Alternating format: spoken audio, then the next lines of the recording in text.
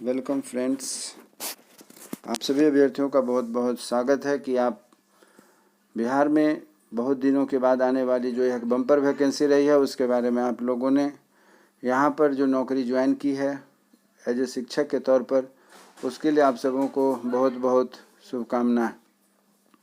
चलिए, आज की कुछ न्यूज़ निकल कर के आई है। पटना एडिशन की जो न्यूज़पेपर है उसको मैं आपके साथ शेयर कर रहा हूँ कि क्या न्यूज़ निकल के आई है। कहा गया है कि प्राथमिक शिक्षक का बीएड के आधार पर आया रिजल्ट अमान्य है। ऐसा पाया गया है कि कई जगहों पर कई अभ्यर्थियों का किसी टेक्निकल फॉल्ट के कारण बीएड होने के बाद बीएड हैं और साथ उनका रिजल्ट आ गया है 1 to 5th में। और कई ऐसे अभ्यर्थी हैं जो कि डीएलएड के स्टूडेंट हैं परंतु उनका रिजल्ट आ गया है स्टेट में। अर्थात जो है कि टेक्निकल एरर के कारण प्राइमरी के जो शिक्षक थे, योग्यता थी, वे माध्यमिक में, उच्चतर माध्यमिक में चले गए हैं। और कुछ ऐसे अभ्यर्थी हैं जो कि माध्यमिक में उनको होना था, उच्चतर माध्यमिक में होना था, परंतु उनकी रिजल्ट जो है कि प्राइमरी में आ गई है। प्राथमिक शिक्षक के तौर पर उनका रिजल्ट आ गया है। उसी बात को क्लियर करते हुए पटना के न्यूज़पेपर से यह सूचना निकल कर के आई है। इसको बढ़ने से पहले यदि आप हमारे इस YouTube चैनल पर नए हैं @एजुकेशनल अकेडमी पे, तो आपसे आग्रह है कि हमारे इस YouTube चैनल को लाइक, शेयर, सब्सक्राइब करें, जिससे कि आप हमारे साथ बने रहेंगे और जो भी सूचना आपके कल्याणार्थ होगी वह आपको मिलती रहेगी। आगे और भी बहुत सारी सूचनाएं हैं जो अभ्यर्थी शिक्षक बन गए हैं उनके लिए भी, और जो अभ्यर्थी शिक्षक बनने वाले हैं, अभी अप्लाई करेंगे आने वाले समय में, उनके लिए भी बहुत सारी सूचनाएं हैं जो मैं आपको अपने YouTube चैनल के माध्यम से लाता रहूँगा, देता रहूँगा और आप इसका लाभ उठाते रहेंगे। इसके लिए आप हमारे चैनल @एजुकेशनल अकेडमी को सब्सक्राइब करें, फॉलो करें। चलिए आगे बढ़ते हैं। प्राथमिक शिक्षक का बीएड के आधार पर आया रिजल्ट अमान्य होगा। शिक्षक भर्ती गलत कागजात देने पर होगी कार्रवाई। यहाँ एक चीज और निकल कर बात सामने आई है कि गलत कागजात देकर के कई लोगों ने अपनी जो योग्यता थी उसको प्राइमरी के जगह माध्यमिक में या माध्यमिक के जगह प्राथमिक में करवा लिया है, जो कि बाद में उनके लिए समस्या खड़ी होगी। इसी पर पटना से जो न्यूज़ निकल करके आई है न्यूज़पेपर के माध्यम से, आप इसे देखिए। बीपीएससी शिक्षक भर्ती में ऐसे प्राथमिक शिक्षक जिनका रिजल्ट बीएड के आधार पर आया है, उनका रिजल्ट अमान्य माना जा रहा है। ध्यान दीजिएगा, बीएड के आधार पर जिनका रिजल्ट प्राथमिक में आ गया है उनका रिजल्ट अमान्य माना जा रहा है। उनकी काउंसलिंग रद्द कर दी गई है। उनकी काउंसलिंग रद्द कर दी गई है। पटना समेत राज्य के सभी जिलों में रोज ऐसे 5 से 6 मामले आ रहे हैं। यह ध्यान दीजिएगा, ऐसे मामले रोज 5 से 6 आ रहे हैं। केवल डीएलएड की डिग्री लगाने वाले शिक्षक ही रिजल्ट लगाने वाले शिक्षकों की ही रिजल्ट मान्य होगी। काउंसलिंग केंद्र पर सुप्रीम कोर्ट के आदेश का हवाला देकर के उनके रिजल्ट अमान्य किए जा रहे हैं। उत्तर प्रदेश के जौनपुर की रंजना देवी प्राथमिक शिक्षक के लिए उत्तीर्ण हुई हैं। वह जब केंद्र पर पहुंची तो उनकी काउंसलिंग नहीं हो सकी। उनके रिजल्ट को अवैध माना जा रहा है। डीओ अमित कुमार के अनुसार कहा गया है कि प्राथमिक शिक्षक में सिर्फ डीएलएड वालों का रिजल्ट को ही मान्य माना जाएगा।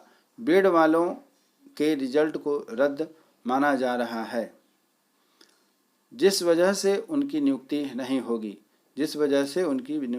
होगी।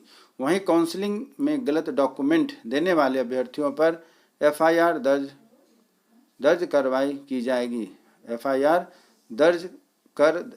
की जाएगी। काउंसलिंग में जिला स्तर पर कई समस्याएं आ रही हैं। काउंसलिंग में जिला स्तर पर बहुत सारी समस्याएं आ रही हैं, जिनमें अभ्यर्थियों के आवेदन के नाम गलत होने अथवा स्पेलिंग में गलती मिल रही है। कुछ अभ्यर्थियों के आधार नंबर में कुछ अंक गलत हो गए हैं, जिस वजह से ओटीपी नहीं आ पा रहा है। इसके अलावा आवेदन तथा आधार कार्ड में नाम भिन्न मिल रहा है।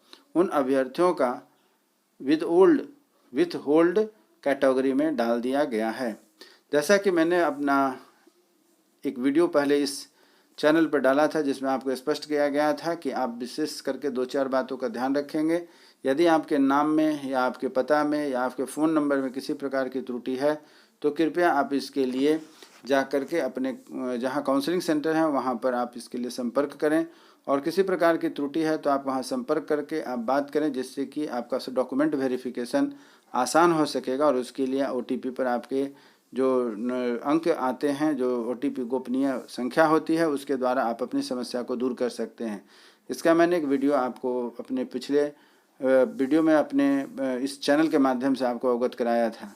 तो इस बात को जो आपको जानकारी दी गई है कि जिनके प्रॉब्लम है वह सॉल्व करने के लिए, दूर करने के लिए अपने केंद्र पर जा कर के, जहाँ काउंसलिंग सेंटर है वहाँ पर आप जा कर के संपर्क करें, जिससे कि आपकी काउंसलिंग, आज काउंसलिंग की आखिरी तारीख है, इस चीज़ का ध्यान रखेंगे। बिहार विद्यालय परीक्षा समिति की तरफ से यह सूचना नोटिस निकल करके आई है, जो मैं आपको अभी दर्शा रहा हूं। आप हमारे इस यूट्यूब चैनल पर बने रहें, जहां पर आपको इस बात की भी जानकारी दी जाएगी कि आपको कौन कौन सी परेशानी है, उसको कैसे दूर हो सकेगी, इस पर भी मैं आपको डिटेल्स में दे रहा हूं। एक और सूचना है आपके लिए कि जिले के 1 से 5 तक के स्कूलों में 70% शिक्षक मिलेंगे यूपी के। कहने का तात्पर्य यह है कि बिहार ने जो इस शिक्षक बहाली की प्रक्रिया के तहत 10% आरक्षण बिहार से बाहर के अभ्यर्थियों के लिए खोल रखा था, उसमें लगभग 25,000 से ज़्यादा शिक्षक बिहार में नियुक्त हुए हैं। इसीलिए यहाँ जो आप सूचना देख रहे हैं कि जिले के 1 से 5 तक के स्कूलों में 70% शिक्षक नियुक्त यूपी के होंगे। अर्थात प्राइमरी स्तर में जितने शिक्षक बहाल हुए हैं, इसमें अधिक से अधिक शिक्षक आप हर विद्यालय में लगभग पाएंगे कि बिहार से बाहर के हैं, और आप इसके लिए देख रहे हैं। और जब आपके बच्चे पढ़ने जाएंगे, जब आप वहाँ पर ड्यूटी करने जाएंगे, तो आपको इस तरीके का माहौल मिलेगा कि जिसमें बिहार से बाहर के अभ्यर्थी आपको मिलेंगे शिक्षक के तौर पर जो बहाल हुए हैं।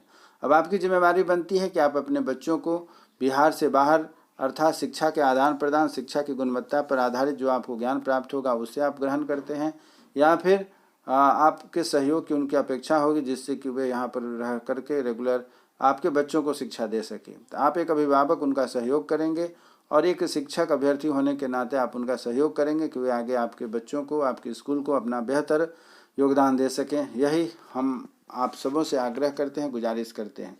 अब जो नियमावली में प्रक्रिया थी उसके तहत उनकी नियुक्ति हो चुकी है, बहाली हो चुकी है, इसीलिए अब इसका यही एक उपाय बचता है कि आप उनका सहयोग लें तथा उनको सहयोग दें।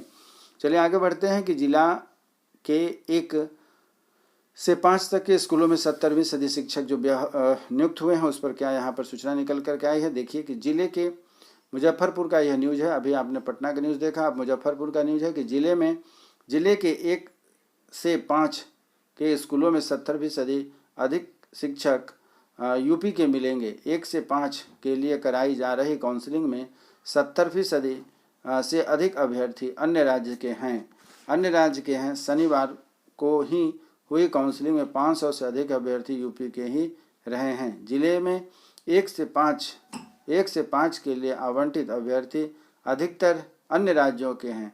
इसमें महिलाओं की संख्या भी अधिक है। अर्थात अगर आपके बिहार की शिक्षिका एक ज़िले से दूसरे ज़िले में जा रही हैं पढ़ाने के लिए, योगदान देने के लिए, तो यह कोई आश्चर्य की बात नहीं है। यहाँ आप पा रहे हैं कि दूसरे राज्य से आकर के आपके राज्य में सेवा देने के लिए पुरुषों की तुलना में महिलाएं अधिक हैं, क्योंकि आप जान रहे हैं कि यहाँ पर 50% महिलाओं का रिजर्वेशन निर्धारित किया गया था। और हम आपके सामने प्रस्तुत कर रहे हैं, बिहार सरकार के द्वारा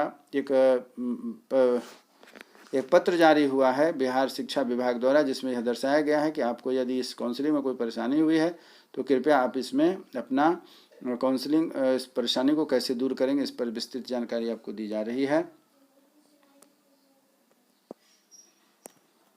यहाँ आप देखिए कि यहाँ यह जो सूचना दी जा रही है कि बिहार सरकार शिक्षा विभाग से यह प्रेस विज्ञप्ति जारी हुई है, जिसमें आप स्पष्ट रूप से देख रहे हैं कि बिहार लोक सेवा आयोग के द्वारा विद्यालय अध्यापक के नियुक्ति हेतु विज्ञापन संख्या 26/2023 के परिप्रेक्ष्य में अनुशंसित अभ्यर्थियों का उनके आवंटित जिलों में काउंसलिंग दिनांक 18 तारीख से किया जा रहा है। सभी अनुशंसित अभ्यर्थियों को सूचित किया जाता है कि वे यथासंभव अपना काउंसलिंग अपने आवंटित जिलों में दिनांक 25/10/2023 तक कराना सुनिश्चित करें। अर्थात आज इस काउंसलिंग की आखिरी तारीख है। जिन अभ्यर्थियों ने किसी कारण का बस अभी तक अपना काउंसलिंग नहीं करवाया है, वे अपना काउंसलिंग करवा करके शिक्षक बनने के मार्ग को प्रशस्त करें, अपना आगे बढ़ें और अपने करियर को आगे बढ़ाएं। तो इस प्रकार से आज 25/10/2023 है और आज काउंसलिंग की आखिरी तारीख है। बिहार सरकार शिक्षा विभाग के द्वारा यह प्रेस विज्ञप्ति आई है, जिसमें मैं उम्मीद करता हूं कि जितने अभ्यर्थी अभी तक छूटे होंगे वे अपना काउंसलिंग करवा करके एक बेहतर शिक्षक बनने के मार्ग पर आगे अग्रसर हों। यह हमारी शुभकामना है, मंगल कामना है तथा हमारा प्रोत्साहन है। मैं उम्मीद करता हूं कि आप हमारे चैनल पर यदि यह सूचना आपको अच्छी लगी हो तो कृपया इसे लाइक शेयर सब्सक्राइब करें तथा अधिक से अधिक लोगों को शेयर करें, फॉलो करें और हमारे चैनल पर बने रहें। तब तक के लिए जय हिंद, जय भारत।